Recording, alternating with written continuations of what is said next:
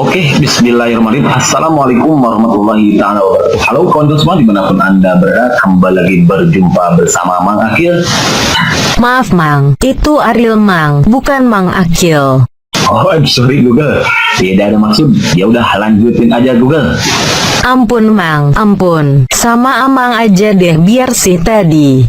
Oke, siapa takut? Thank you Google. Sudah diselesaikan sebuah masalah, namun apapun masalahnya minumnya teh buat seru gitu ya. Selalu hadapi masalah itu dengan senyuman, jadi smile bus gitu kan ya. Solution biar apa? Iya betul, biar ada inspirasi gitu kawan-kawan ya. Oke kawan-kawan, soal nomor 3 ini kita sudah diberikan sebuah masalahnya kayak gini nih. Sebetulnya soal ini lanjutan dari soal yang sebelumnya di video-video Maki yang part 3, ini part 4, dimana yang seharusnya itu disatukan namun waktu itu terjadi sedikit kesalahan teknis gitu ya. Jadi mohon maaf Maki jadi bagi menjadi 2 part gitu ya. Gini nih soalnya, unit pelaksanaan teknis di lingkungan BPOM, Badan Pengawas Obat dan Makanan, mempunyai fungsi sebagai berikut kecuali bla bla bla. Awas, yang ditanyakan adalah kecuali. Jadi intinya kita itu ditanyakan mengenai fungsi unit pelaksanaan teknis di lingkungan BPOM gitu. Yang kecualinya apa? A. Penyusunan rencana dan program pengawasan obat dan makanan. B. Investigasi dan penyidikan pada kasus pelanggaran hukum. C. Pelaksanaan kegiatan layanan informasi konsumen. D. Evaluasi dan penyusunan laporan pengujian obat dan makanan. E. Balai Besar Pengawas Obat dan Makanan. Nah, oke kawan-kawan, soal ini sebetulnya soal yang merupakan kaitannya dengan Peraturan Kepala Badan Pengawas Obat dan Makanan Republik Indonesia nomor 14 tahun 2014. Jadi untuk lebih lanjutnya nanti kawan-kawan silakan download Peraturan Kepala Badan Pengawas Obat dan Makanan ini, tepatnya nomor 14 tahun 2014, tentang organisasi dan tata kerja unit pelaksana teknis di lingkungan BPOM gitu ya.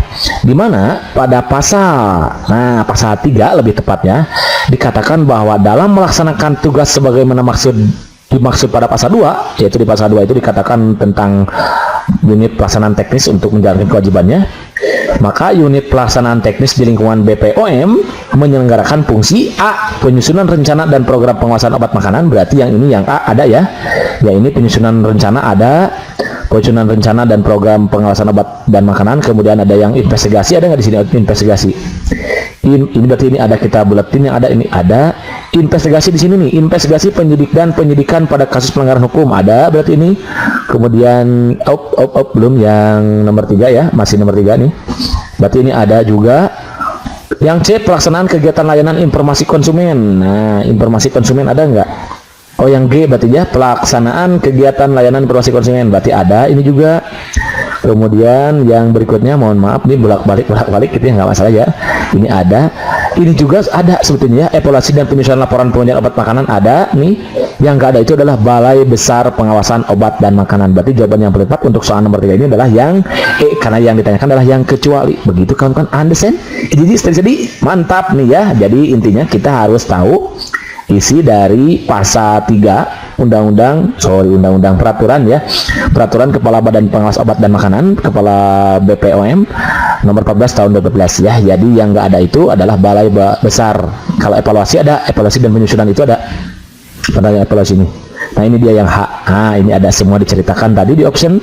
Tinggal yang ini berarti kita ya selanjutnya tinggal harus dibaca ya, minimal kita membaca dulu, karena nanti mudah-mudahan dengan membaca ada sedikit yang nempel. Jadi siapa tahu nanti soalnya diganti yang ini di optionnya. Kalau yang B-nya itu pelaksanaan pemeriksaan secara laboratorium, pengujian dan penilaian mutu produk terapeutik,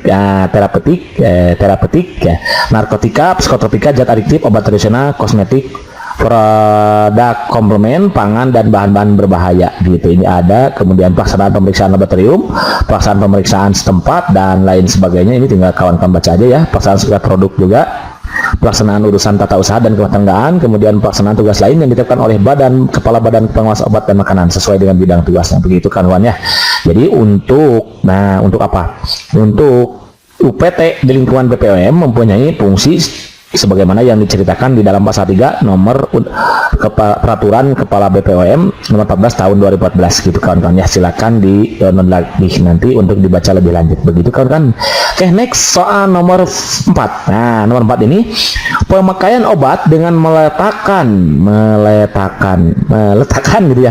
Pemakaian obat dengan meletakkannya di bawah lidah masuk ke pembuluh darah dan efeknya lebih cepat adalah bla bla bla. A. Sublingual, B. Parenteral, C. Rektal, D. Oral, D. Intrakardia. Ya, pertama kita hadapi dulu mereka dengan senyuman. Jadi smile plus solution gitu kawan-kawan ya. Oke kawan-kawan, jadi ternyata ada suatu obat yang mana ketika kita meminumnya yaitu dengan cara diletakkan di bawah lidah, nanti masuk ke dalam pembuluh darah dan efeknya lebih cepat katanya itu.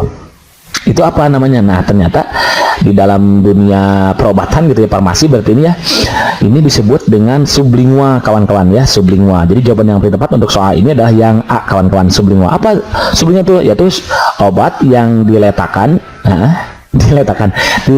gitu di bawah lidah kawan-kawan dengan harapan nanti masuknya ke pembuluh darah dan efeknya lebih cepat. Contohnya ini, contoh nih obat yang bisa dipakai obat jantung nih kawan-kawan. Obat jantung contohnya. Obat jantung seperti nitroglycerin ya, nitroglycerin. Nah, namanya itu contohnya dia obat jantung nitroglycerin dan verapamil ya, verapamil. Oke. Kemudian kalau yang B ini Parentera ini ya kalau Parentera ini, Parenta itu adalah obat nih. Kalau mau tahu gak apa-apa, sebagai wawasan tambahan aja ya, kita tulis obat yang disuntikan. Kalau Parentera itu obat yang disuntikan melalui kulit nih, melalui kulit ke aliran darah tentunya ya, ke aliran darah. Nah, itu jenis obat Parentera ya, aliran darah. Jadi ya itu disebutnya obat yang disuntikan gitu ya, atau diinjeksi gitu ya. Dimana nih Parentera ini, kalau kawan-kawan ini sebagai wawasan tambahan ya untuk kita, Parentera itu nanti dibagi menjadi beberapa macam Parentera. Parentera ya. Satu ada yang disebut nanti dengan intravena. Kedua nanti ada yang disebut dengan subkutan ya, subkutan. Kemudian yang ketiga nanti ada yang disebut dengan intramuskular. Dan yang terakhir ini sebetulnya ada banyak, tapi di sini memakai hanya berbagi 4 saja ya. Intrakardina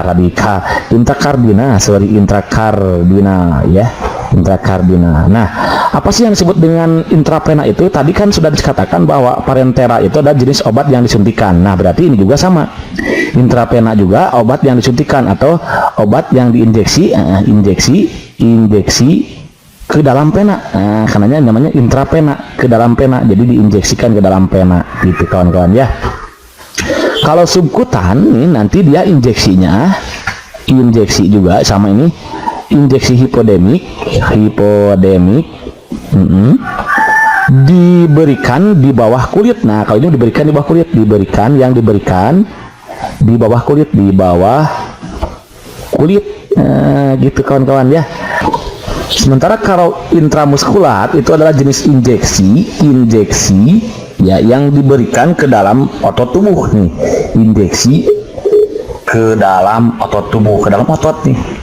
Kalau yang disebut dengan intramuskular itu ya, injeksi ke dalam otot tubuh gitu kan ya. Sementara yang intrakardina, yang intrakardina itu sebut nama lain dari intrakardina itu adalah injeksi, kemudian yang injeksi itu ke dalam jantung kawan-kawan. Nah, diinjeksi ke dalam jantung langsung gitu. Jadi kalau intrakardia itu injeksi ke dalam otot jantung. Nah, hal ini dilakukan ketika seseorang itu berada dalam keadaan darurat atau misalkan berkaitan dengan kehidupannya yang terancam, maka diperlukan tindakan berupa injeksi ke dalam jantung atau disebut dengan intrakardina. Begitu kawan-kawan ya. Sementara untuk rektal nih, kalau rektal itu adalah jenis obat ya, rektal itu. Kalau rektal itu adalah jenis obat nih, obat yang dipakai, yang dikonsumsi nih yang dipakai melalui rektum kawan-kawan, melalui anus biasanya nih. Kalau obat ini diberikan kepada seseorang melalui rektum. Kenapa? Karena hal ini dilakukan dikarenakan misalkan seseorang itu tidak bisa mengkonsumsi melalui saluran pencernaan mulutnya gitu ya. Kenapa? Karena misalkan karena dianya pingsan misalkan gitu, atau juga karena misalkan dia terjadi sedikit gangguan dengan asam lambungnya, pH lambungnya, yang memungkinkan dia tidak bisa mengkonsumsi ini melalui mulut gitu ya. Maka dikonsumsilah dia melalui rektum gitu kawan-kawan. Itu rektal. Sementara yang terakhir nih yang oral. Kalau oral itu ya obat yang biasa kita kenal nih, obat yang dikonsumsi melalui mulut. Kalau ini ya melalui mulut ke dalam saluran pencernaan gitu. Contohnya misalkan tablet, kapsul, serbuk dan lain-lain begitu kawan-kawan. Understand? Iji, steady, mantap. Terima kasih sudah menonton. Mang Akil mengucapkan selamat belajar, semoga berhasil. Amin. See you next.